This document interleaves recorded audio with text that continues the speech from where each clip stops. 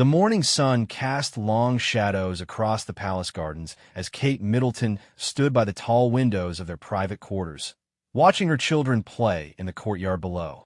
George was teaching Charlotte how to properly hold a cricket bat, while little Louis chased butterflies with a carefree abandon that only a 5-year-old could possess.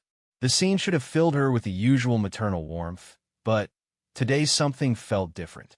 There was a heaviness in the air, an unspoken understanding that change was coming. William entered the room quietly, his footsteps muffled by the thick Persian carpet that had been a wedding gift from his grandmother. He didn't need to announce his presence. After 13 years of marriage, Kate could sense him even before she heard the soft click of the door closing behind him. She turned slightly, catching his reflection in the window glass, and saw the same mixture of determination and sorrow that had been etched on his face for weeks now. "The children seem happy today," William said, moving to stand beside her. His voice carried that particular tone he used when he was trying to maintain normalcy in the face of overwhelming circumstances. Kate had learned to recognize it during the difficult years when they were adjusting to royal life, when every public appearance felt like walking through a minefield of expectations and protocols. "They don't know yet," Kate replied softly, her breath creating a small fog on the cool glass. "How do we tell them that everything they've known is about to change?" William reached for her hand, intertwining their fingers in the gesture that had become their silent language over the years. Sometimes words weren't necessary between them. Sometimes the simple act of physical connection said everything that needed to be said. "We tell them the truth in a way they can understand. We tell them that sometimes the most loving thing you can do is to step away when staying would cause more harm than good." The decision hadn't come easily. For months, they had wrestled with the choice that now lay before them. The royal family was facing unprecedented challenges, and the constant scrutiny had begun to take its toll not just on them, but on their children. George, at 10, was already showing signs of the pressure that came with being second in line to the throne. He had started having nightmares about crowds of people taking pictures of him, and just last week, he had asked his mother why people always seemed angry when they looked at their family on television. Charlotte, spirited and independent at 8, had begun to withdraw from activities she once loved because she was tired of being followed by photographers. Even their private family moments were being dissected and analyzed by strangers who felt entitled to opinions about how they raised their children. The final straw had come when 6-year-old Louis had innocently asked why some people seemed to hate them so much after overhearing a particularly harsh news report about the family's latest public appearance. Kate remembered the exact moment when she knew they couldn't continue as they had been. It was during a routine visit to a children's hospital, something that should have been a source of joy and purpose. As they were leaving, a photographer had pushed too close to Charlotte, trying to get a reaction shot. The little girl had instinctively reached for her mother's hand, her eyes wide with fear, and in that instant, Kate saw her daughter's childhood innocence being chipped away by forces beyond her control. That night, as they tucked their children into bed, William and Kate had finally spoken the words they had both been thinking but were afraid to say out loud. Maybe it was time to step back. Maybe their duty to their children was more important than their duty to the crown. Maybe there was another way to serve their country, one that didn't require sacrificing their family's peace and well-being on the altar of public expectation. The conversation with the Queen had been one of the most difficult of their lives. Elizabeth II, now in her late 90s, had listened with the patience and wisdom that came from 7 decades of navigating the treacherous waters of monarchy. She didn't argue or try to dissuade them. Instead, she had simply nodded and asked if they were certain this was what they truly wanted. "I've watched you both grow into the roles you were given," the Queen had said, her voice gentle but firm. "You've served with grace and dedication. If you believe that stepping back is what's best for your family, then I trust your judgment. The monarchy will survive, as it always has. But childhood lost can never be recovered." The formal announcement would come next week.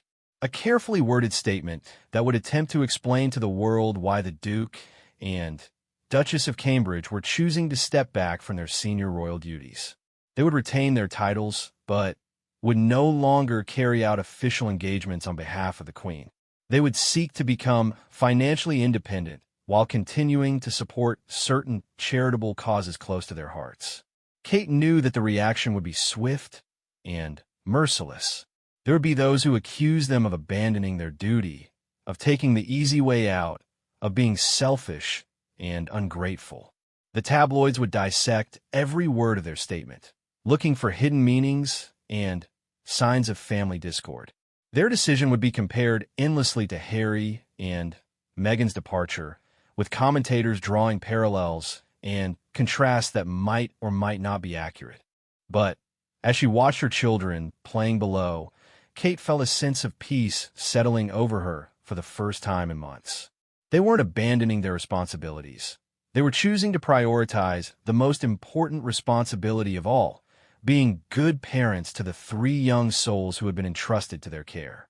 William squeezed her hand gently, drawing her back to the present moment. "Do you remember what you said to me on our wedding day?" he asked, his voice barely above a whisper. Kate smiled. "The memory is clear as if it had happened yesterday. That I would follow you anywhere, but that you had a promise to always choose us, our family, when it really mattered." "This is me choosing us," William said, turning to face her fully. "This is me keeping that promise." The weight of their decision settled around them like a warm blanket. It wasn't an ending, Kate realized. It was a beginning, a chance to write a different kind of story, one where their children could grow up with some semblance of normalcy, where family dinners weren't interrupted by urgent calls about state functions, where bedtime stories weren't cut short by last-minute briefings about upcoming engagements. They would face criticism, certainly. There would be those who would never understand or forgive their choice. But as Kate looked out at her children, now all 3 of them laughing as Louis finally managed to catch a butterfly gently in his cupped hands before releasing it back into the garden, she knew they were making the right decision. The palace had been their home for over a decade, but it had also been their gilded cage. The protocols, the expectations, the constant awareness that every word and gesture was being observed and judged, it had all become too much. They had tried to shield their children from the worst of it, but children were perceptive. They sensed the tension in their parents, felt the weight of expectations that no child should have to carry. As the afternoon wore on, staff members came and went, preparing for what would be their final weeks as senior working royals. Each face they encountered seemed to carry a mixture of sadness and understanding. These were people who had worked with them for years, who had seen firsthand the toll that royal life could take on a young family. Margaret, Kate's longtime lady-in-waiting, appeared in the doorway with tea service, her eyes slightly red-rimmed. She had been with Kate since the early days of her marriage, had helped her navigate the complex world of royal protocol and fashion expectations. "Your Royal Highness," she said softly, "the children's tutors are here for their afternoon lessons." Kate nodded, knowing that soon there would be no more formal tutors, no more lessons in constitutional history and royal protocol for George. Instead, there would be regular school, ordinary teachers, and the chance for her children to make friends without the complications that came with their titles and security details. "Thank you, Margaret," Kate said warmly. "And Margaret, after next week, just Kate will be fine." The older woman's composure cracked slightly, and she quickly dabbed at her eyes with her handkerchief. "It's been an honor, Your Royal Highness. An absolute honor." As evening approached, the family gathered for dinner in their private dining room. It was a tradition they had maintained despite their busy schedules, at least one meal a day together, without phones or official business intruding. Tonight, the conversation was lighter than it had been in weeks, the children chattering excitedly about their day and making plans for the weekend. "Mummy," Charlotte said suddenly, her fork halfway to her mouth, Sarah at ballet, said her family might move to America because her daddy got a new job. "Are we ever going to move somewhere new?" Kate and William exchanged a quick glance. "We might make some changes soon, sweetheart," Kate said carefully. "But we'll always be together as a family, no matter what." George, ever the thoughtful one, studied his parents' faces with the intensity that sometimes made him seem much older than his 10 years. "Is everything all right?" he asked quietly. William reached across the table and ruffled his son's hair affectionately. "Everything is going to be more than all right, George. In fact, things are going to be better than they've been in a long time." After the children were settled in bed, William and Kate returned to their bedroom, where boxes were already beginning to accumulate. Personal items, family photographs, the small mementos that had made the palace feel like home over the years. Each item told a story, marked a moment in their journey from newlyweds to parents to the couple who was now choosing to forge their own path. Kate picked up a framed photograph from their wedding day, her fingers tracing the glass that protected the image of their younger selves. They looked so hopeful, so ready to take on the world together. Had they been naive? Perhaps. But they had also been in love, and that love had sustained them through everything that followed. "No regrets?" William asked, settling beside her on the edge of their bed. Kate looked at the photograph one more time before setting it carefully in the box marked "Personal Items, Bedroom." "None," she said firmly. "We gave it everything we had. We served with honor and dignity. But our first duty has always been to each other and to our children. Tomorrow, we start writing a new chapter." Outside their window, the lights of London twinkled in the distance. Millions of people going about their evening routines, unaware that the couple they had watched and followed and sometimes criticized for over a decade was about to make a choice that would change everything. In just a few days, the world would know.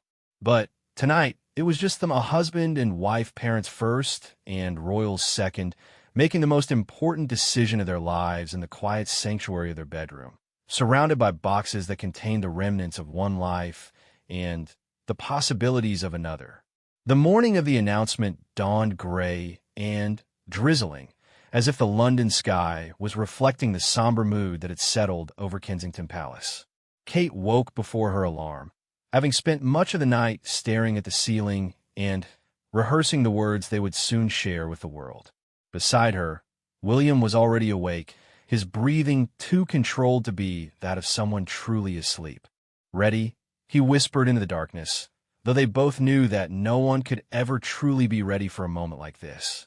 "As ready as we'll ever be," Kate replied, her voice steady despite the butterflies that had taken up permanent residence in her stomach over the past week.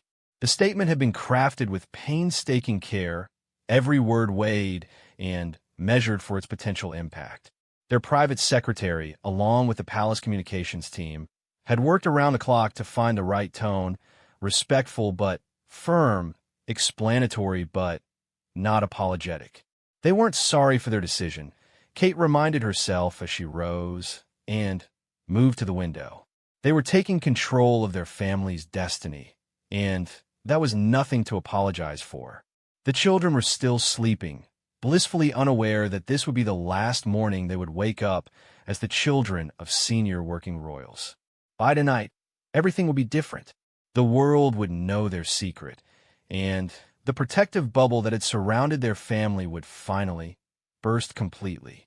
Breakfast was a quiet affair, with the usual morning chaos subdued by an unspoken understanding that today was unlike any other day they had experienced.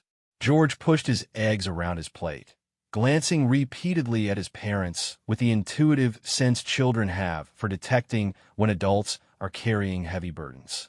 Charlotte chattered about her upcoming art lesson, seemingly oblivious to the tension in the room, while Louis focused entirely on building a tower out of his breakfast pastry pieces.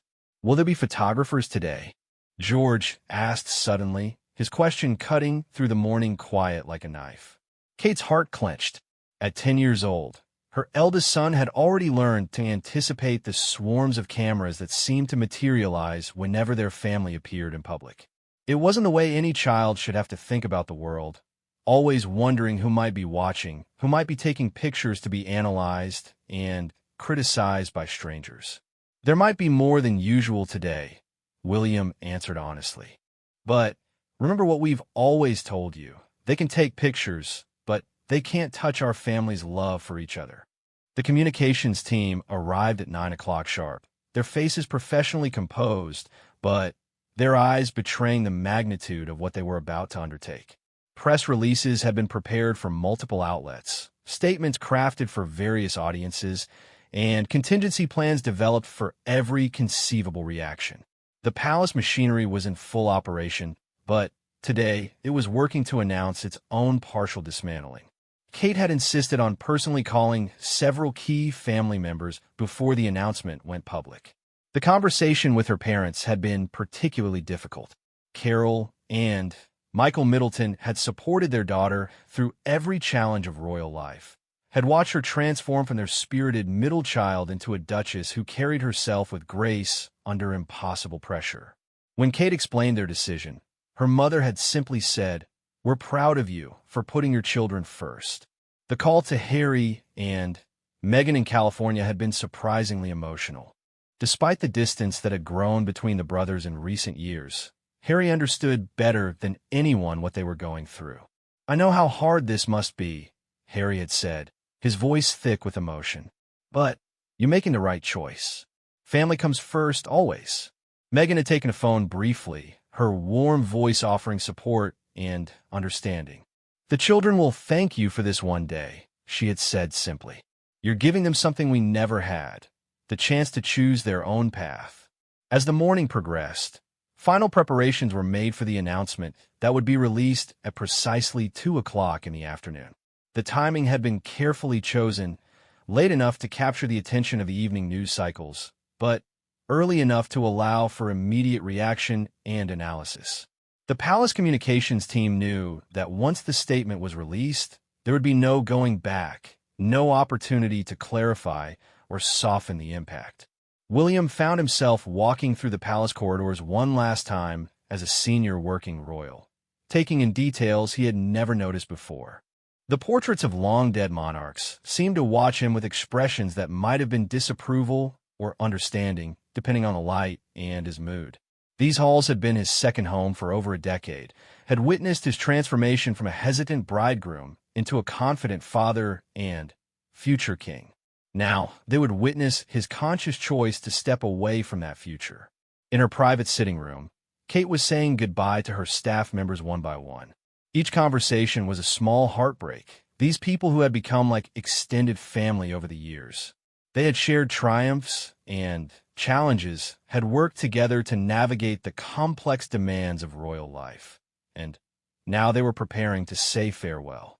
"Your Royal Highness," said James, her longtime private secretary, his voice carefully controlled. "It's been the greatest privilege of my career to serve you and His Royal Highness. You've both handled this transition with the same grace and dignity that you've brought to everything else." Kate felt tears prick at her eyes, but managed to maintain her composure. "Thank you, James, for everything. For the late nights when we couldn't get a speech quite right, for the early mornings when the schedule seemed impossible, for always believing that we could make a difference." The children were scheduled to spend the afternoon with their cousins at a previously arranged playdate, a decision that Kate and William had made to give them some normalcy on this most abnormal of days. As she watched them climb into the car, backpacks slung over their shoulders and excitement bright in their eyes at the prospect of an afternoon of games and laughter, Kate felt a profound sense of relief. Tonight, when they returned home, their parents would explain the changes that were coming. But for now, they could simply be children. At exactly 2 o'clock, the statement was released simultaneously to major news outlets around the world. The carefully crafted words that Kate and William had agonized over for days were now public, their private decision transformed into global news in the span of minutes. The statement read, in part, "After careful consideration and many months of reflection, we have decided to step back from our roles as senior members of the royal family. This decision has not been made lightly, and we remain deeply committed to serving our country and the Commonwealth. However, we believe that we can best serve by stepping back from the intense public scrutiny that our current roles require, and by focusing on raising our children with the privacy and normalcy that every child deserves."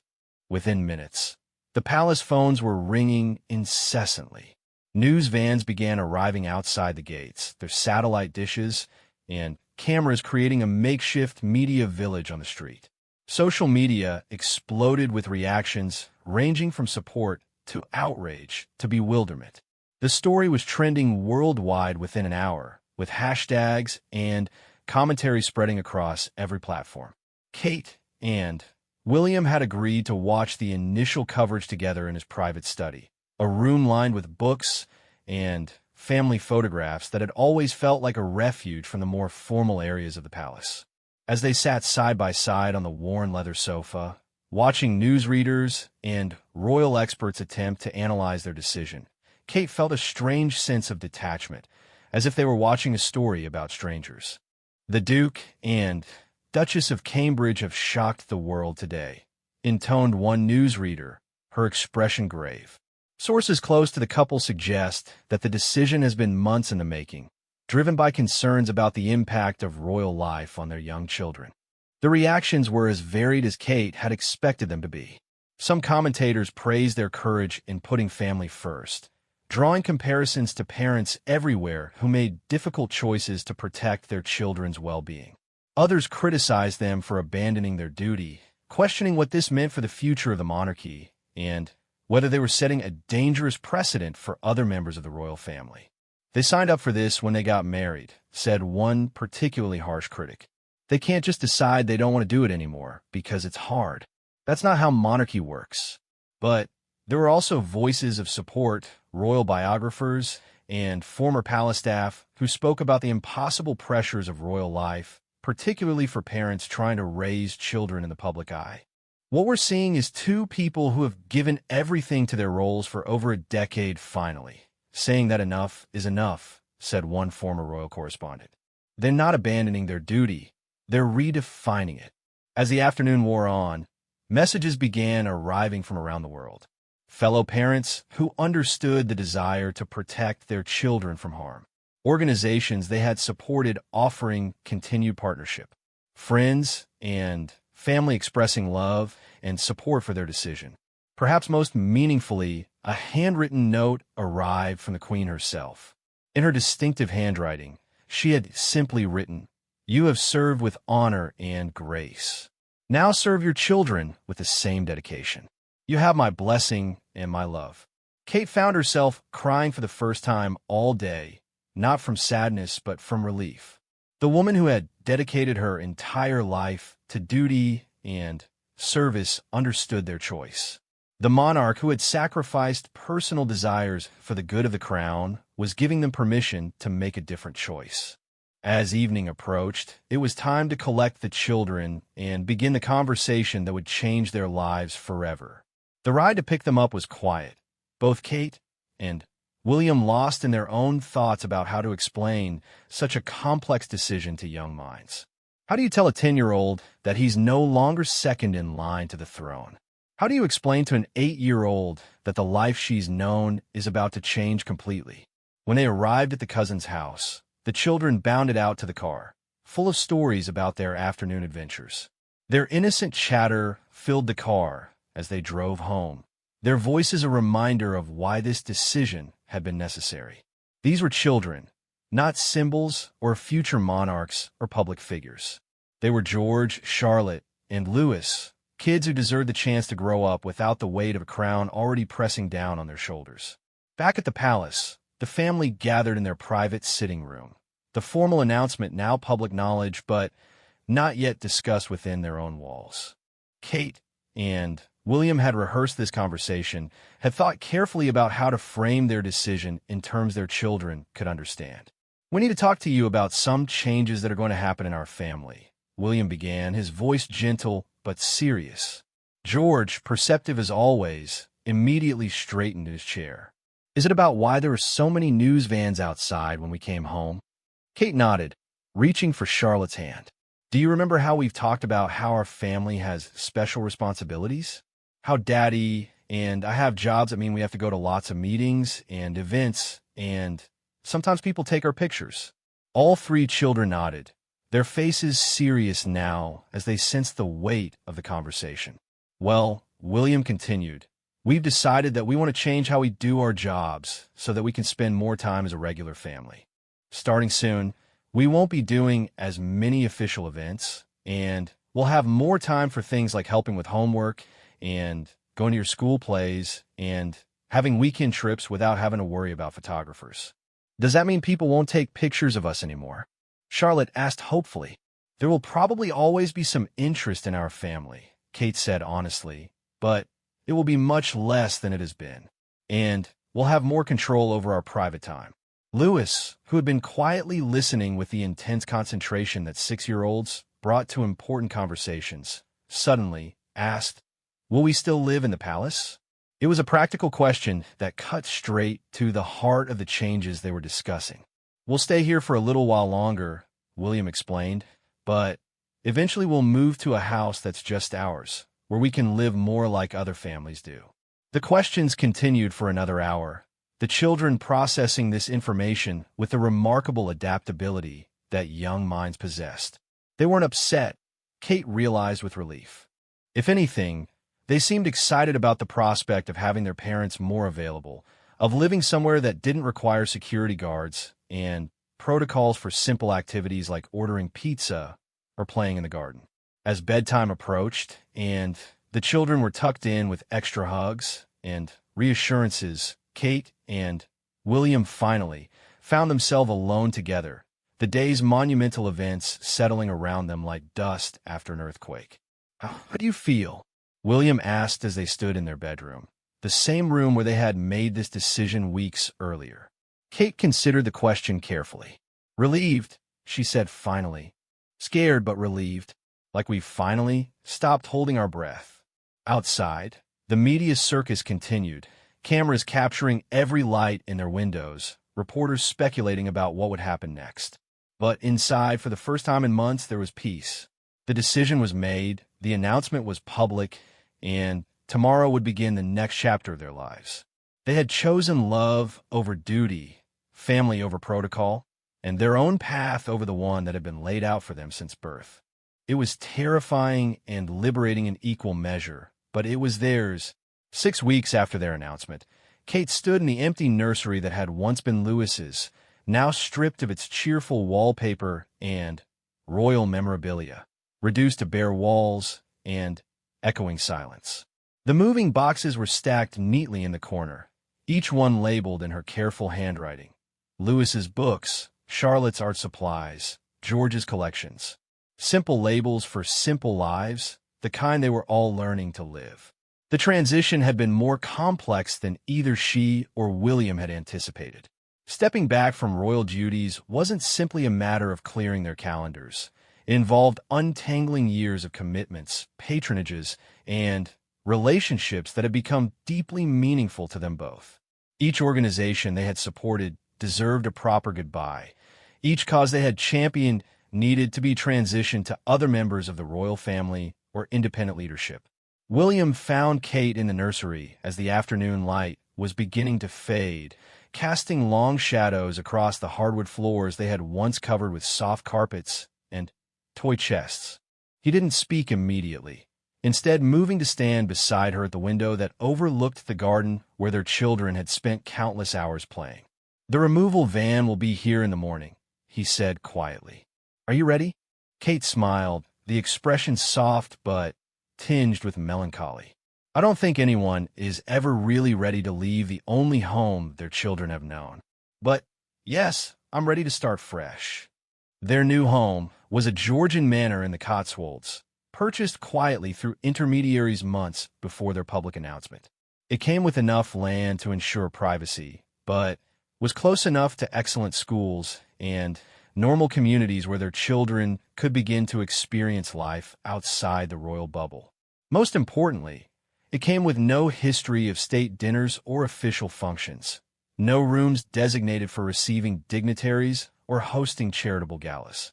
It was simply a family home, beautiful and comfortable, but gloriously ordinary in its intentions. The past weeks had been a whirlwind of emotional farewells and practical arrangements. Kate had personally visited each of the charities and organizations she had served as patron, taking time to meet with staff, and beneficiaries one last time. These had been among the most difficult moments of the transition. Seeing the faces of people who had counted on her support and advocacy, knowing that her stepping back might impact their ability to raise awareness and funds for causes that desperately needed both. At a children's hospice in Surrey, she had spent an entire afternoon reading stories to young patients, many of whom had followed her work for years and considered her visits among their brightest moments. When it came time to say goodbye, 10-year-old Emma, who was battling leukemia, had taken Kate's hand and said with startling wisdom, "It's okay, Princess Kate. Sometimes grown-ups have to make hard choices to take care of their own children too. My mummy had to stop working to take care of me, and that was the right thing to do." Those words had stayed with Kate through every difficult goodbye that followed, reminding her that even children understood the fundamental truth that family came first, that taking care of your own children wasn't selfish, but necessary. William's transition had been equally complex, particularly regarding his future role in the line of succession. Long conversations with his father, now King Charles III, had established that William was not renouncing his place in line to the throne, merely stepping back from day-to-day royal duties. Should circumstances require it, he would be ready to serve, but for now, his priority was his young family and their need for a more normal childhood. "The crown will still be there if and when it's needed," Charles had told his son during one of their private meetings. "But childhood is fleeting, and once lost, it can never be recovered. Your children deserve the chance to discover who they are without the weight of expectation shaping every moment of their lives." The children had adapted to the changes with a remarkable resilience that seemed to be their birthright. George, initially worried about leaving behind his tutors and the structured education he had received at the palace, had become excited about the prospect of attending a regular school where he could play football with classmates and join the drama club without security considerations determining every activity. Charlotte had embraced the move with characteristic enthusiasm, particularly excited about having a horse of her own for the first time. The new house came with stables, and William had already arranged for riding lessons that wouldn't require security sweeps or press management. For the first time in her young life, Charlotte would be able to pursue her passion for horses without it becoming a public spectacle. Louis, still young enough to adapt easily to change, was mostly excited about the promise of a larger garden and the possibility of getting a dog. Such simple desires, Kate reflected, the kinds of things that most children took for granted, but that had been complicated by their royal status and the security requirements that came with it. The family's final week at Kensington Palace had taken on an almost surreal quality. Staff members who had served them faithfully for years were saying their goodbyes, some transferring to other royal households, others choosing to leave royal service entirely. Margaret, Kate's longtime lady-in-waiting, had decided to retire after more than 4 decades of royal service, her departure marking the end of an era in more ways than one. "Your Royal Highness," Margaret had said during their final meeting, her formal address unchanged despite Kate's repeated requests that she simply use her name, "it has been the greatest privilege of my life to serve you. You've brought grace and warmth to every role you've undertaken, and I have no doubt that you'll bring the same qualities to your new life." The conversation had been interrupted by Louis bursting into the room, excited to show his mother a drawing he had made of their new house. As Margaret knelt to admire his artwork, Kate had been struck by how natural and unforced the interaction was, a grandmother figure genuinely delighting in a child's creativity, without protocol or ceremony. It was exactly the kind of relationship she wanted her children to have with the adults in their lives, built on affection rather than duty. On their last Sunday at the palace, the family had attended a final service at St. George's Chapel at Windsor, where Kate and William had been married 13 years earlier. Sitting in the same queue where they had exchanged vows, promising to support each other through whatever challenges life might bring, Kate felt the weight of how far they had traveled together. Their younger selves could never have imagined the decision they were now making, but she was certain that those hopeful newlyweds would have approved of choosing love and family over obligation and expectation. The service had been private, attended only by close family members and a few longtime friends.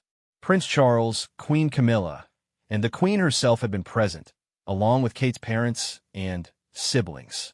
There were no photographers, no public statement, just a family gathering to mark the end of one chapter and the beginning of another. After the service, the Queen had asked to speak privately with Kate and William in a small anteroom decorated with portraits of long-dead monarchs. The 97-year-old sovereign had shared wisdom earned through 7 decades of service. "I have never regretted my duty to the crown," she had said, her voice clear and strong despite her advanced age.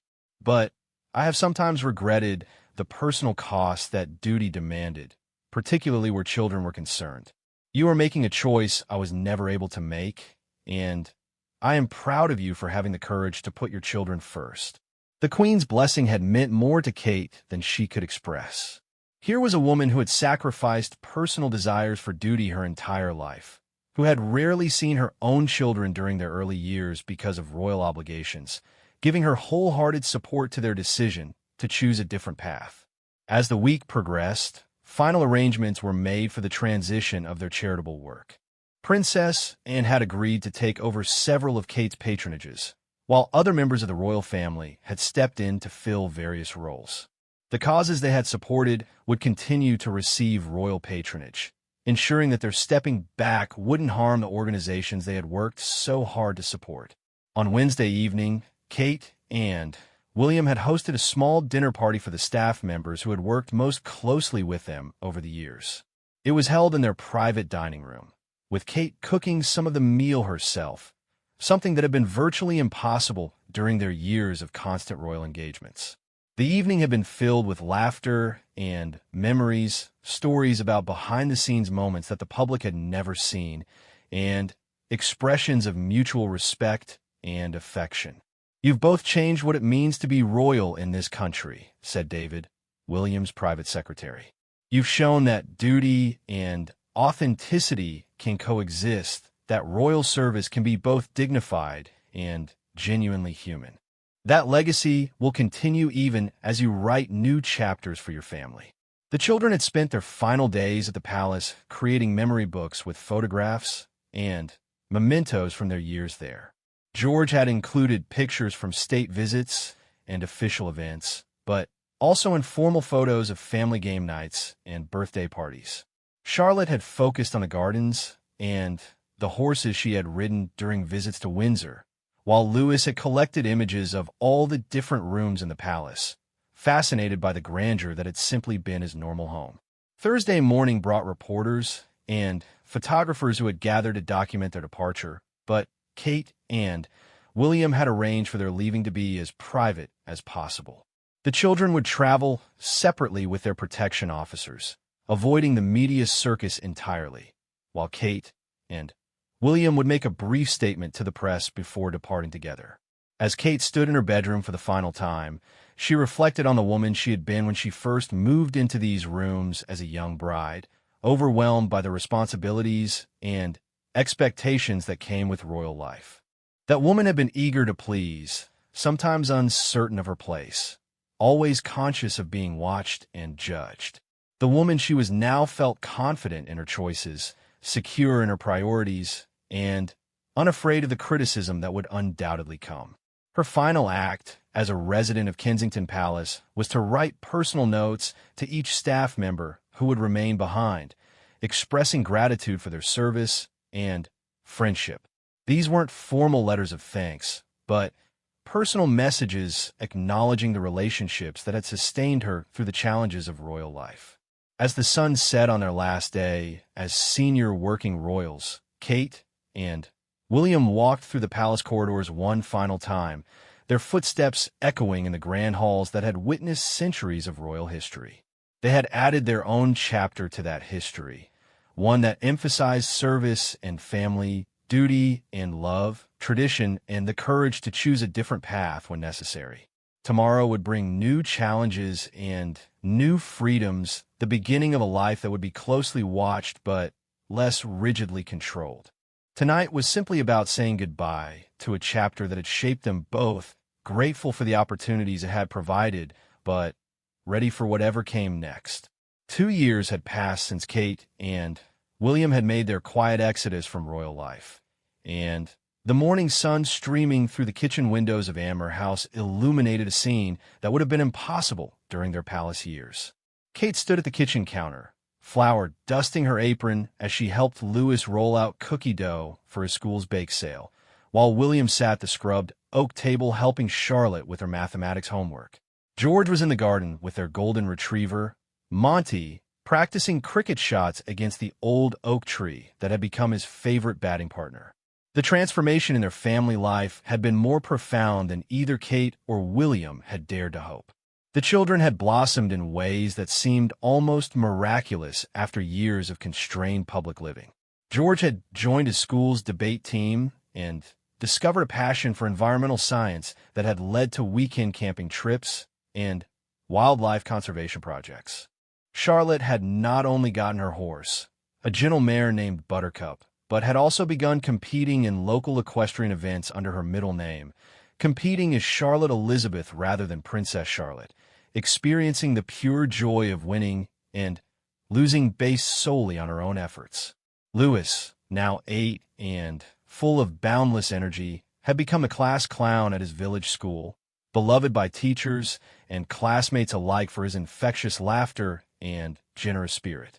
Last month, he had been chosen to play Joseph in the school's Christmas nativity play, a role that would have been impossible to navigate with royal protocol and security concerns, but which he was approaching with the same enthusiasm he brought to everything else. "Mummy," Louis said, looking up from the cookie dough with flour smudged across his cheek.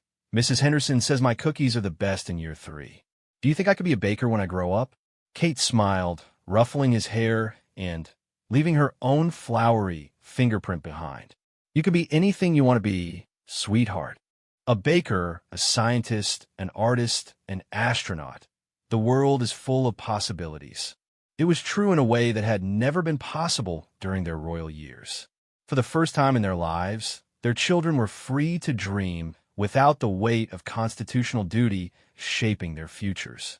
George would never be king now, having been removed from the line of succession when his parents stepped back, but instead of loss, this had brought liberation. He could pursue his love of environmental science without worrying about how his career choices might affect the monarchy. The decision to fully renounce their place in the line of succession had come 6 months after their initial stepping back, when it became clear that truly normal lives for their children would be impossible while maintaining even theoretical claims to the throne. The formal ceremony had been private, conducted in the presence of the Queen and witnessed by the Archbishop of Canterbury, but the emotional weight had been enormous. I, William Arthur Philip Louis, do formally and absolutely renounce and abandon all claim to the throne of the United Kingdom and the realms and territories thereunder, William had stated, his voice steady but his hand trembling slightly as he signed the documents that would change his children's lives forever.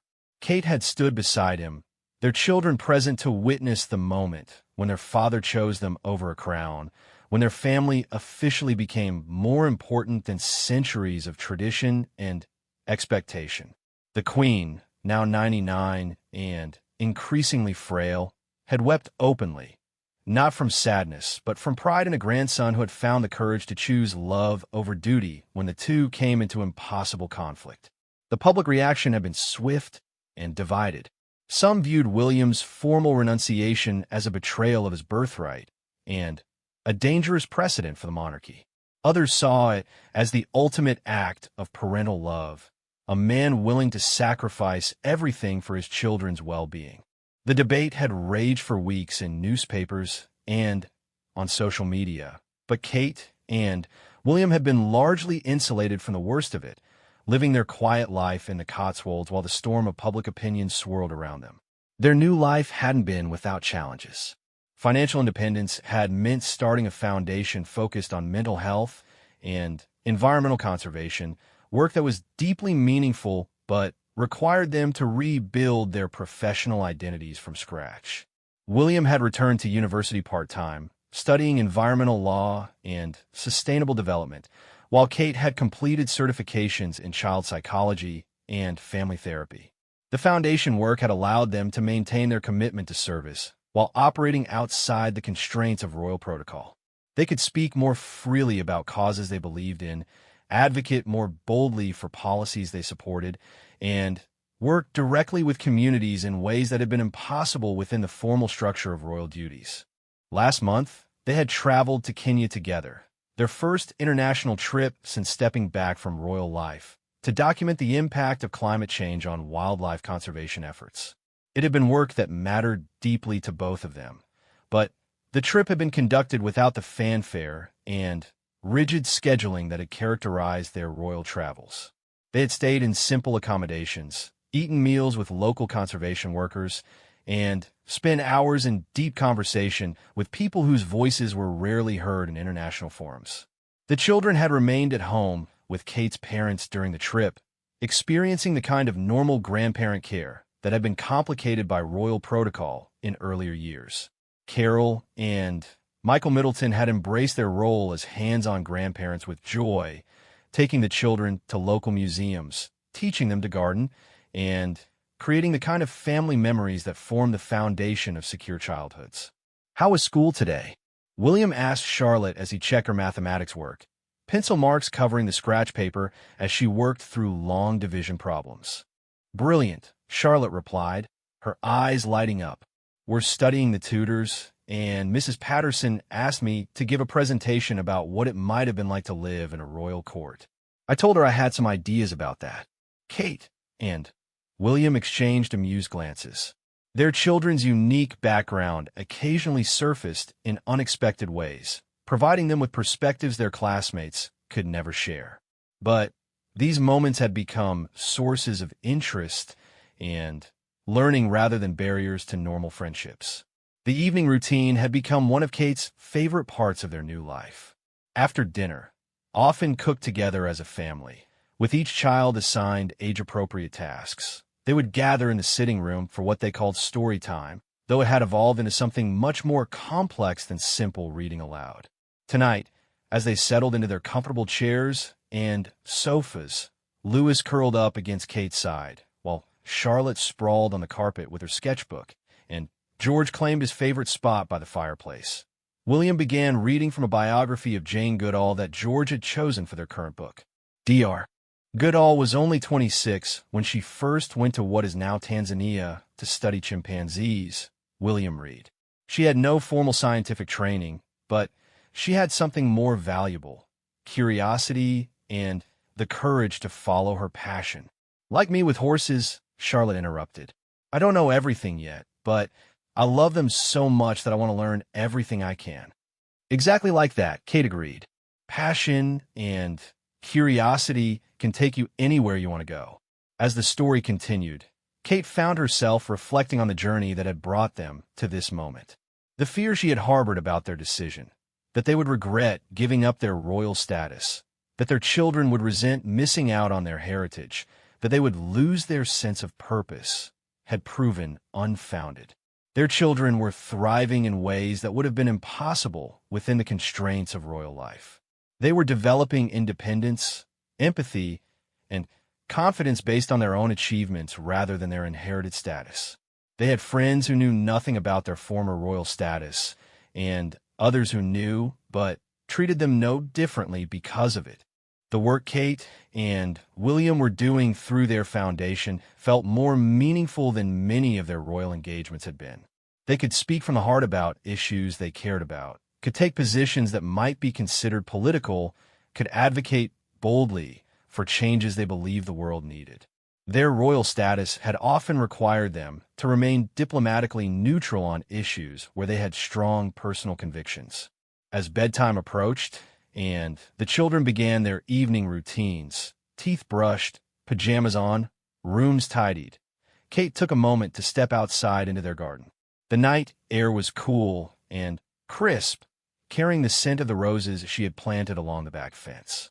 In the distance, she could hear the gentle sounds of their horses moving around their paddock, and closer by, the contented snoring of Monty, who had claimed a spot on the garden bench as his own.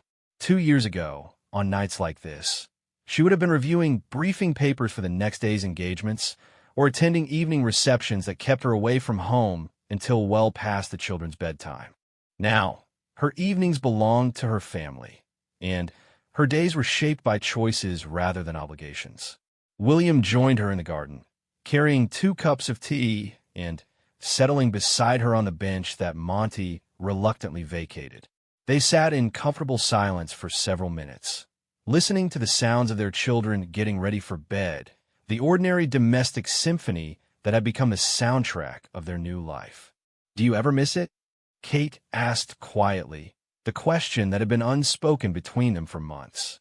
William considered carefully before answering. "I miss some of the people," he said finally. "I miss the feeling of representing something larger than myself. But I don't miss the weight of it, the constant awareness that every word and gesture was being analyzed and judged. And I definitely don't miss watching our children struggle under that pressure." Kate nodded, understanding exactly what he meant. "I miss some of the causes we supported, the ability to shine a light on issues that needed attention. But we're finding other ways to do that now, ways that feel more authentic to who we really are." From inside the house, they could hear the children calling their goodnights to each other, the easy affection and sibling teasing that filled their days.